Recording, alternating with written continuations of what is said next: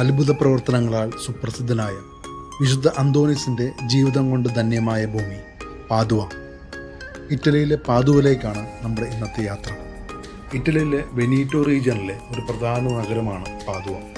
സാധാരണ ദേവാലയങ്ങളെല്ലാം ഓരോ പ്രത്യേക നിർമ്മാണ ശൈലിയിൽ നിർമ്മിച്ചിരിക്കുമ്പോൾ വിവിധങ്ങളായ വാസ്തുവിദ്യാശൈലികളുടെ ഒരു അതിമനോഹര അപൂർവ സംഗമമാണ് ഈ ദേവാലയം. നമ്മൾ ഈ കാണുന്ന ബസിലിക്കയുടെ മുൻഭാഗം നിർമ്മിച്ചിരിക്കുന്നത് റോമനിസ്റ്റ് ശൈലിയാണ്.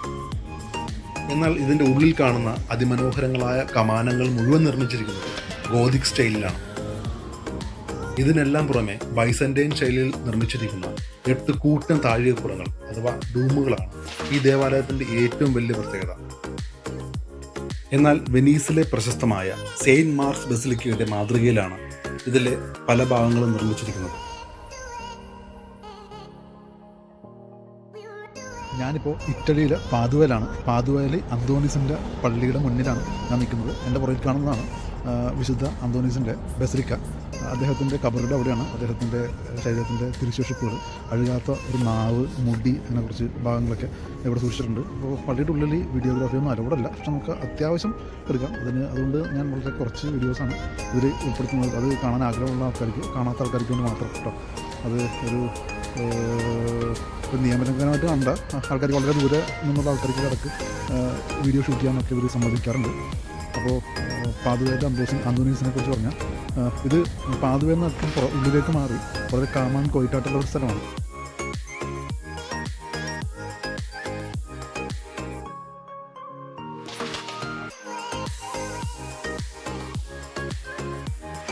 അങ്ങനെ നമ്മൾ ദേവാലയത്തിൻ്റെ അകത്തേക്ക് പ്രവേശിക്കുകയാണ്. പ്രവേശിച്ചാൽ ഉടനെ ഇടതുവശത്തായി ഈ കാണുന്നത് വിശുദ്ധ അന്തോണീസിൻ്റെ കല്ലറയാണ്. മാർബിളിൽ തീർത്ത അതിമനോഹരമായ ചാപ്പലിൻ്റെ ഉള്ളിലാണ് ഈ കല്ലറ സ്ഥിതി ചെയ്യുന്നത്. ഇവിടെ വരുന്ന വിശ്വാസികളെല്ലാം വിശുദ്ധൻ്റെ കല്ലറയിൽ കൈകൾ വെച്ച് പ്രാർത്ഥിക്കാറുണ്ട്. വിശുദ്ധനിൽ നിന്ന് ലഭിച്ച അനുഗ്രഹങ്ങൾക്ക് പ്രത്യുപകാരമായി ഒട്ടിച്ചു വച്ചിരിക്കുന്ന ചിത്രങ്ങളാണ് ഈ കാണുന്നത്. കല്ലറയുടെ ഈ കാണുന്ന ഭാഗത്താണ് നമുക്ക് കൈകൾ വെച്ച് പ്രാർത്ഥിക്കാനുള്ള അവസരമുള്ളത്. ദേവാലയത്തിൻ്റെ അകത്ത് മുഴുവൻ അതിമനോഹരങ്ങളായ വെണ്ണക്കല്ലിൽ തീർത്ത ശില്പങ്ങൾ കാണാം. നൂറ്റാണ്ടുകൾക്ക് മുൻപ് നിർമ്മിച്ച ഈ ശില്പങ്ങളുടെ ഭംഗിയും പ്രിസിഷനും നമ്മളെ അത്ഭുതപ്പെടുത്തും.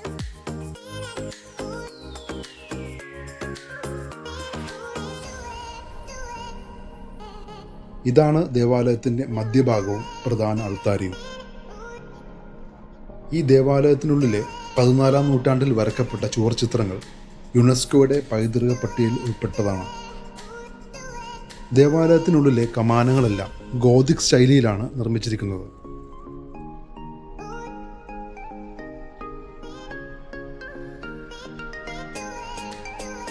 പ്രശസ്ത നവോത്ഥാന ശില്പിയായ ഡൊണാറ്റല്ലോയുടെ വെങ്കലത്തിൽ തീർത്ത ക്രിസ്തുവിൻ്റെ ക്രൂശിത രൂപവും മറ്റ് 29 ശില്പങ്ങളുമാണ് ഇവിടുത്തെ ഏറ്റവും വലിയ പ്രത്യേകത.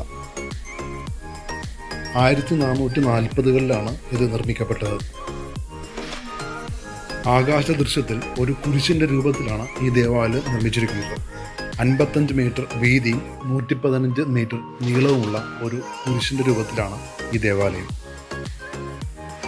ദേവാലയത്തിൻ്റെ ഉൾവശത്തെ ഭിത്തികൾ ഭൂരിഭാഗവും മാർബിൾ കൊണ്ടും 14-ാം നൂറ്റാണ്ടിലെ ചിത്രകാരന്മാർ വരച്ച ചുവർ ചിത്രങ്ങൾ കൊണ്ട് മനോഹരങ്ങളാക്കിയിരിക്കുന്നു.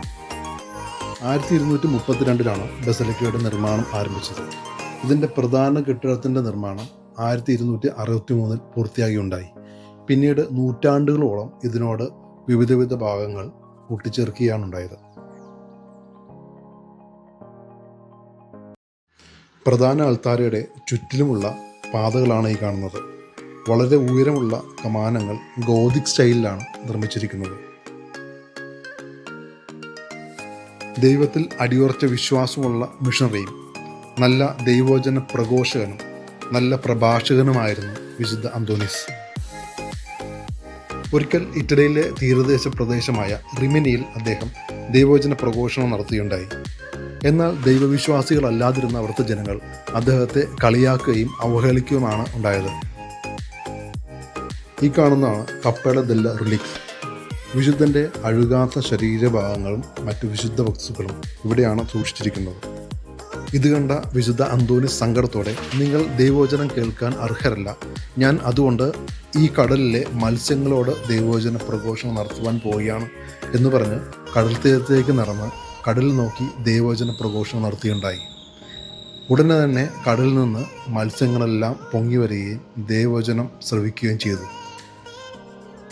1231 മരിച്ച് അടക്കപ്പെട്ട വിശുദ്ധൻ്റെ ശരീരം നീണ്ട 32 വർഷങ്ങൾക്ക് ശേഷം ബസിലിക്കയിലേക്ക് മാറ്റുവാൻ വേണ്ടി തുറന്ന് പരിശോധിച്ചപ്പോൾ അദ്ദേഹത്തിൻ്റെ ജീവിതകാലം മുഴുവൻ ദൈവവചനം പ്രഘോഷിക്കപ്പെട്ട നാവും കീഴ്ത്താടിയല്ലും വോക്കൽ കോഡും ജീർണിക്കാതെ കാണപ്പെടുകയായിരുന്നു. ജീവനുള്ള ഒരു മനുഷ്യൻ്റെ പോലെ ചുവന്നു തൊടുത്തിരുന്ന ആ നാവ് കയ്യിലെടുത്തുകൊണ്ട് അന്ന് അവിടെ ഉണ്ടായിരുന്ന വിശുദ്ധ ബോണവഞ്ചർ പറഞ്ഞത്, ഓ അനുഗ്രഹീത നാവേ, നീ ദൈവത്തെ സ്തുതിക്കുകയും മറ്റുള്ളവരെ കൊണ്ട് സ്തുതിപ്പിക്കുകയും ചെയ്തു എന്നാണ്.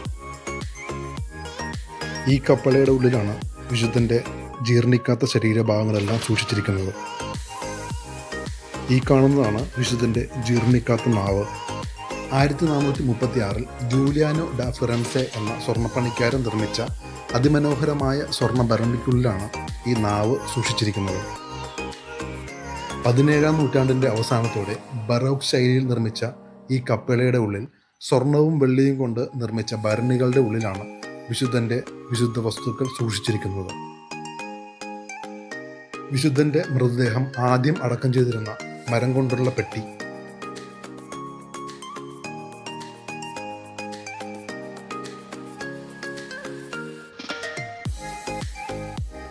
അദ്ദേഹത്തിൻ്റെ ശരീരത്തിലുണ്ടായിരുന്ന വസ്ത്രങ്ങൾ,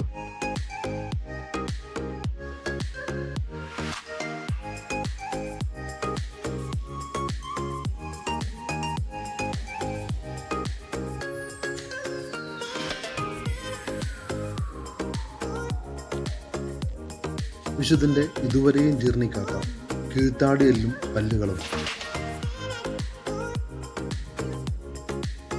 അതിൻ്റെ താഴെയായി വച്ചിരിക്കുന്നത് വിശുദ്ധൻ്റെ വോക്കൽ കോഡും ശ്വാസനാളത്തിൻ്റെ ഭാഗങ്ങളുമാണ്. ഇതുകൂടാതെ കാൽപാദത്തിലെ ഒരു അസ്ഥി, ചർമ്മത്തിൻ്റെ ചില ഭാഗങ്ങൾ, തലമുടി എന്നിവ കൂടി ഇവിടെ സൂക്ഷിച്ചിരിക്കുന്നു. മുകളിലായി യേശുക്രിസ്തുവിനെ കുരിശിൽ തറച്ച വിശുദ്ധ കുരിശിൻ്റെ ചെറിയൊരു ഭാഗം കൂടി സൂക്ഷിച്ചിട്ടുണ്ട്.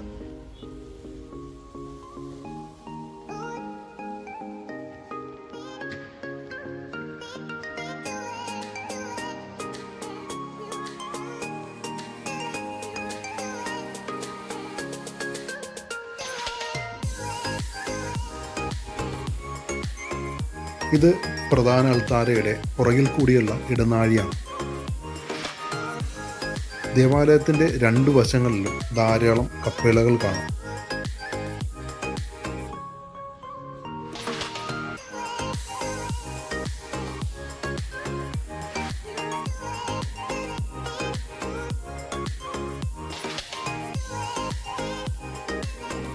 വിശുദ്ധ ആന്റണി തൻ്റെ പ്രസംഗം നടത്തിയിരുന്നത് ലളിതമായ ഇറ്റാലിയൻ ഭാഷയിലോ അല്ലെങ്കിൽ ലത്തീൻ ഭാഷയിലോ ആയിരുന്നു. എന്നാൽ ഒരിക്കൽ റോമിൽ വചനപ്രഘോഷണം നടത്തിയ അദ്ദേഹത്തിൻ്റെ പ്രസംഗം കേൾക്കാൻ ലോകത്തെ വിവിധ ഭാഗങ്ങളിലുള്ള, അതായത് ജർമ്മൻ, ഫ്രഞ്ച്, ഗ്രീസ് തുടങ്ങിയ ദേശത്തു നിന്നുള്ള ജനങ്ങളുണ്ടായിരുന്നു. എന്നാൽ പ്രസംഗം കഴിഞ്ഞപ്പോൾ എല്ലാവർക്കും അവരവരുടെ ഭാഷയിൽ ഈ കാര്യങ്ങൾ മനസ്സിലാക്കുകയും ഈ അത്ഭുതം കണ്ട് അന്നത്തെ മാർപ്പാപ്പയായ ഗ്രിഗറി 9 അദ്ദേഹത്തെ നിയമപേടകത്തിൻ്റെ കാവൽക്കാരൻ എന്ന് വിശേഷിപ്പിക്കുകയും ചെയ്തു. ഇതാണ് ചാപ്പൽ ഓഫ് ബ്ലെസ്ഡ് ലൂക്ക്. വിശുദ്ധ അന്തോണീസിൻ്റെ അനുയായിരുന്ന ലൂക്ക് അദ്ദേഹത്തിൻ്റെ മരണശേഷം അദ്ദേഹത്തിൻ്റെ പ്രേക്ഷിത പ്രവർത്തനം തുടരുകയായിരുന്നു. ഈ ദേവാലയത്തിൻ്റെ നിർമ്മാണത്തിൽ ഏറ്റവും കൂടുതൽ സ്വാധീനം ചെലുത്തിയ വ്യക്തി കൂടിയാണ് ലൂക്ക്. അദ്ദേഹത്തിൻ്റെ തിരുശേഷിപ്പുകളും ഇവിടെ സൂക്ഷിച്ചു വച്ചിരിക്കുന്നു.